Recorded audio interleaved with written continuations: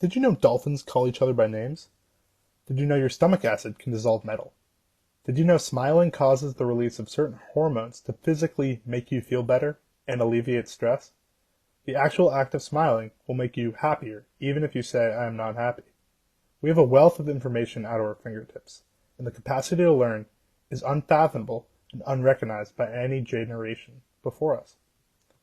After this past year of online classes, I know many of you will be skeptical of a chapel dedicated to learning.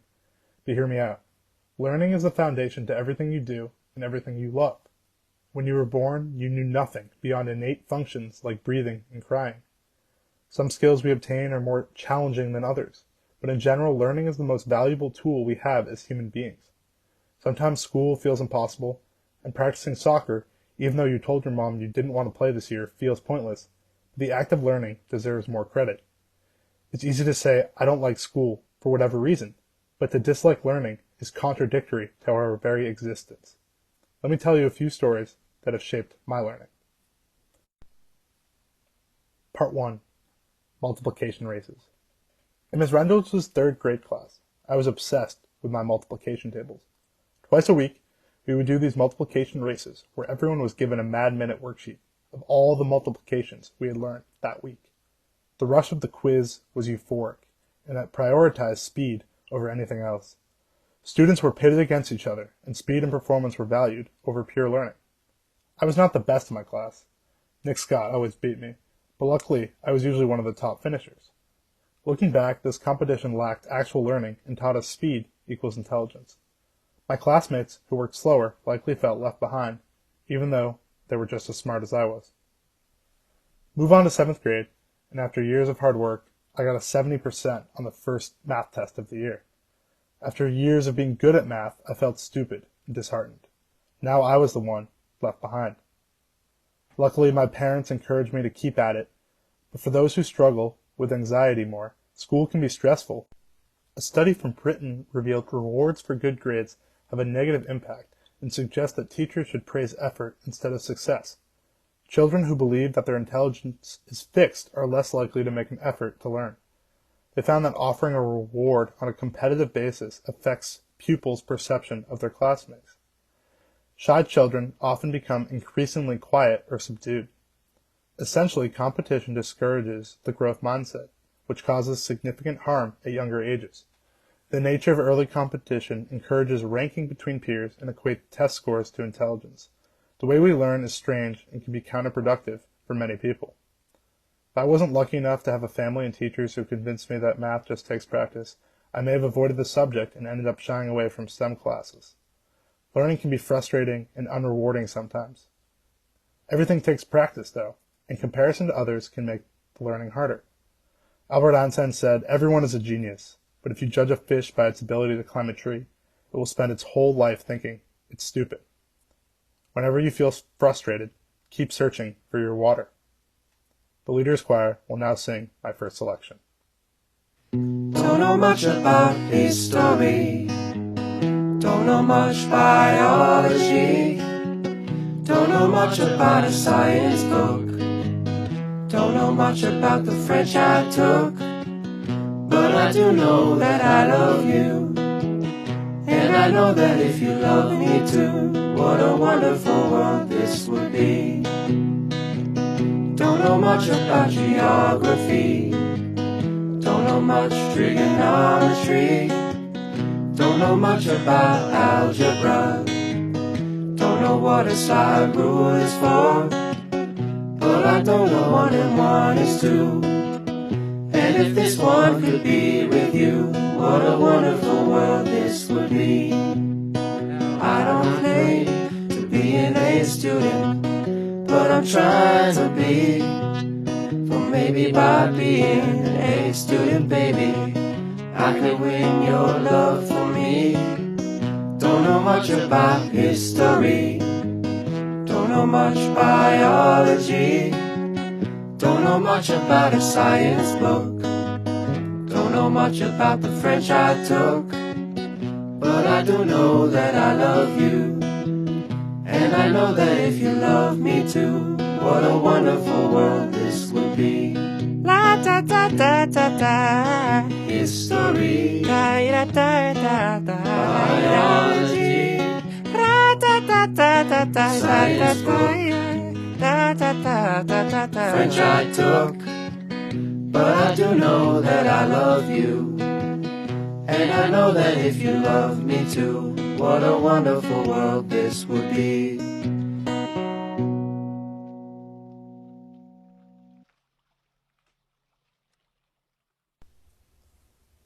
Finding my water.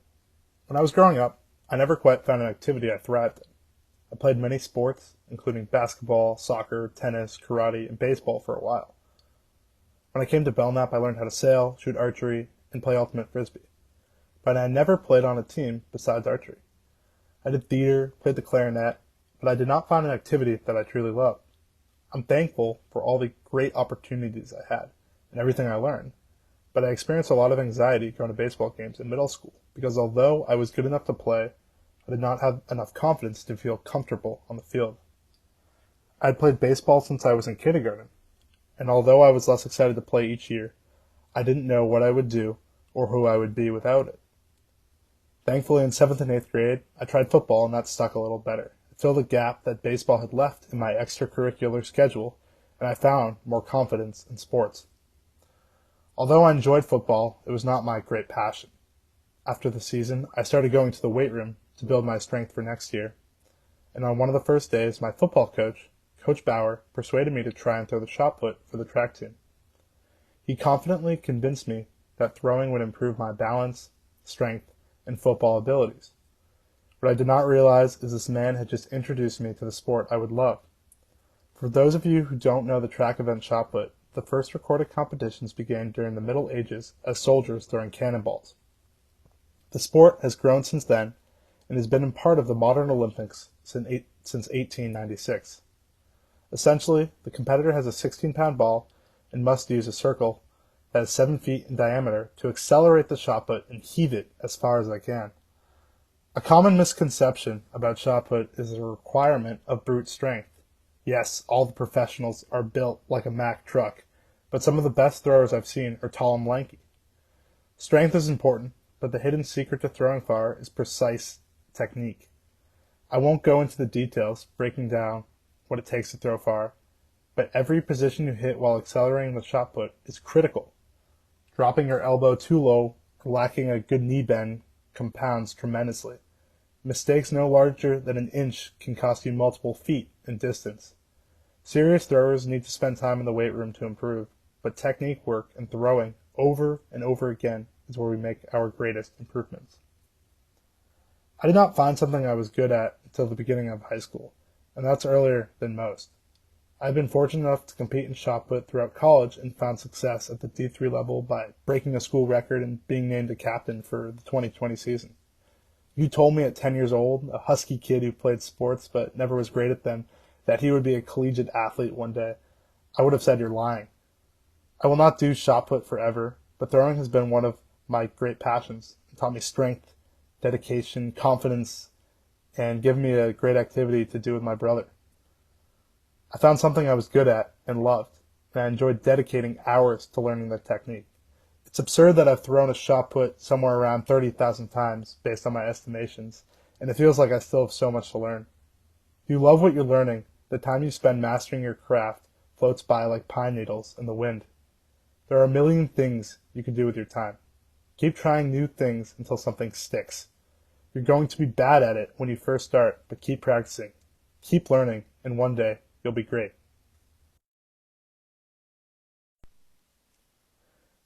Part 3. Trust. During my first year of college, I took a course titled The Art of Japanese Boat Building. Over the course of our winter term, 4 days a week for 2.5 hours, the 14 of us toiled over our creation, painstakingly planing, hammering, and sawing wood to build a boat using solely hand tools. Furthermore, the instructor of the course hoped to create a sense of the Japanese apprenticeship by asking us to all refrain from talking while we worked. As you can imagine, this experience was unnatural. My entire education has included group work to practice teamwork and cooperation. We problem solve by discussion and debate, and everyone knows 2 heads are better than 1. In his book on boat building, he writes, "In the West, we view training as an acquisition of a set of skills through a close relationship with one's teacher. In Japan, traditional learning is first and foremost about developing the values that lead one to intangible insights. Observation and perseverance are the twin values that enable the Japanese apprentice to successfully develop his or her skills. In Japan, obstacles are the teaching tools." By the end of the month, I was amazed at the beautiful boat we created from a pile of inexpensive planks of pinewood. Some days I would spend the full 2 hours just sharpening tools. It was repetitive, meditative, and incredibly rewarding. It felt like I had learned so little, but in actuality I had learned so much. By listening to an expert of his craft and letting the instructions wash over me and sink into my body, and through careful observation, I could use antique tools in a way that I never thought possible. The brief apprenticeship and lack of spoken communication worked. After the course, we put the boat on display in the library for other students to admire our craft. Over a year later, I grew tired of watching the boat sit there, and I asked the college and my former instructor if I could take it home. They agreed, and now the boat rests at my grandparents' house, who live on a small lake in Massachusetts. In order to protect the boat, I coated it with polyurethane, which is like a see-through paint that protects the wood from rotting from water. After the first coat, I ran out of my own urethane and asked my grandfather to borrow some. Being a retired contractor, he's an expert on woodworking and had a spare can lying around. I started coating the bottom of the boat, and after about 20 minutes later, my mom came over and told me, "That's not polyurethane, that's white paint." Now, if you're unfamiliar of the difference between these two substances, they're distinctly different. Polyurethane is colorless, and white paint is, well, it's white. I'd worked on enough projects before to know the difference between the two, but in a moment of cognitive dissonance, I had convinced myself the white paint was urethane, even though it was clearly not. Thankfully, my mother caught me before I had a chance to paint the whole boat white, and the beauty of the natural wood remains unchanged besides the white bottom. Besides the obvious connection being of the boat for these two stories, my main point is carry with you a healthy amount of skepticism. We learn so much from experts in their field and trust what they say. During the pandemic, we have turned to Dr. Anthony Fauci because he has the most experience and wisdom when it comes to infectious diseases. Trust him and follow the guidelines he releases. However, remember, experts make mistakes. We are taught at Belknap to respect your elders and otherwise show them deference. But I will not argue for complete obedience. Everyone will falter sometimes, and often a new eye or asking questions can point out flaws where people familiar with the system are blind to. Ideas and processes evolve and must adapt to the ever-changing world. Asking for further explanation, reason, and proposing ideas contrary to the norm is expected and encouraged. Trust your elders, learn from them, and remember that asking questions is the highest form of learning. The Leaders Choir will now sing my second selection.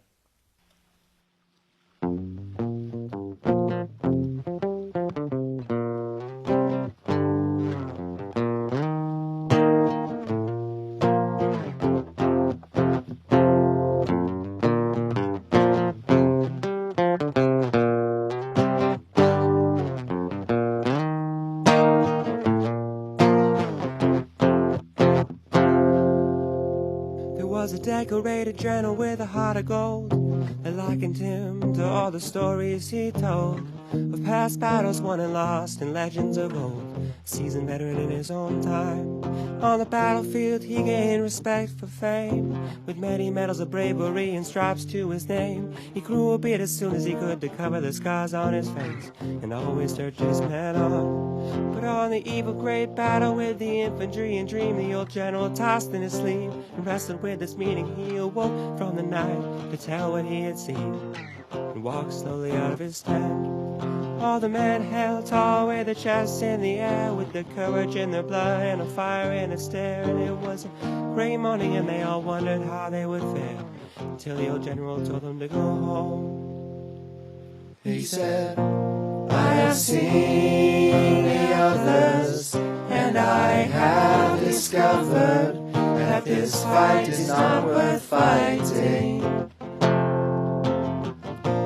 And I've seen them others, and I will know other to follow me where I'm going. So take a shower, shine your shoes. You got no time to lose. You're a young man, you must be living. Take a shower, shine your shoes. You got no time to lose. You're a young man, you must be living. Go now, you are forgiven.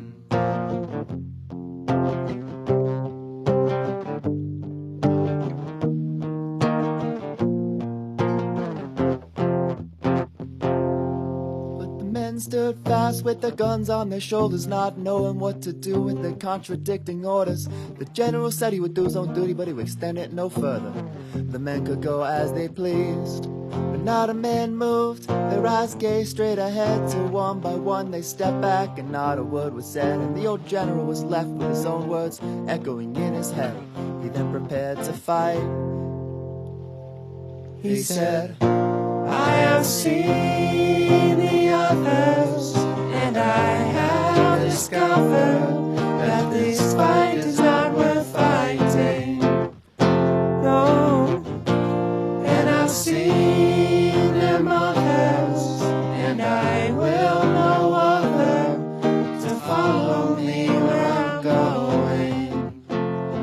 Oh, take a shower, shine your shoes. You got no time to lose. You're a young man, you must be living. Yeah. Take a shower, shine your shoes. You got no time to lose. You're a young man, you must be living. Go now, you are forgiven.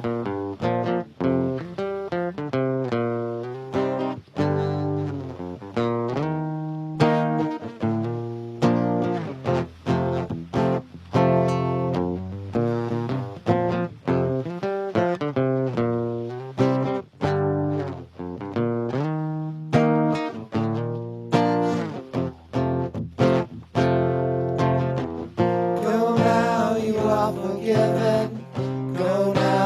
are forgiven. Go now, you are forgiven. Go. Go now, you are forgiven. Go now, you are forgiven. Go now, you are forgiven. Go.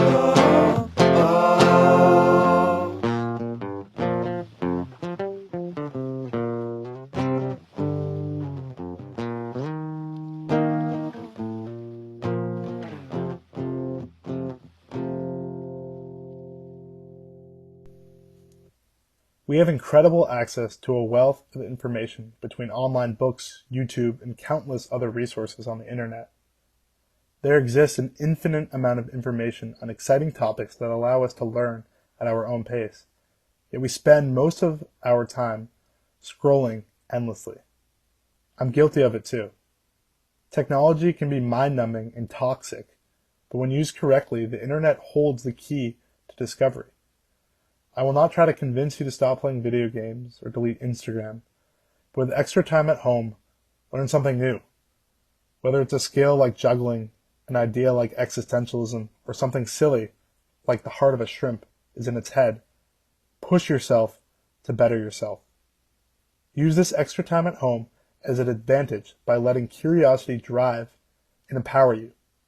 There are many things that you have to learn, things you ought to learn, but there is no limit to the things you can learn. Seek the joy in everything you learn, but make it easy for yourself by choosing what gives you joy. Control what you can and discover your passions. My name is Nathaniel Klein. I'm the captain of the Besser boat, and this is my 12th summer of learning.